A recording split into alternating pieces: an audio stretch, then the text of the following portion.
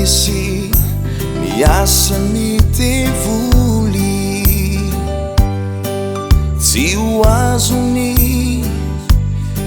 vitaomadratsy panotao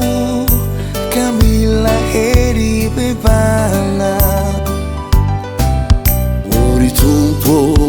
meu ao ifaendrina ilausako tinisao ifautako anatsarako ni fitonantenako panotao ka mila hery avy aminao orirayo tongilay fotoana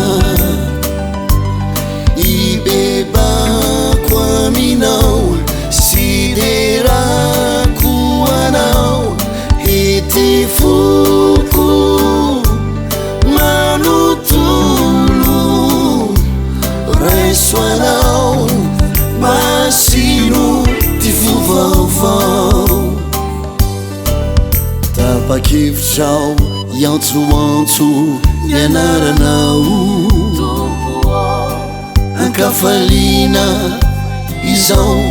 faneretena ianao no lalana ny fiainana sy famarinana panotao ka mila hery avy aminao orirayo tongilay fotoana ibebako aminao sy de rako anao ety foko manotolo raiso anao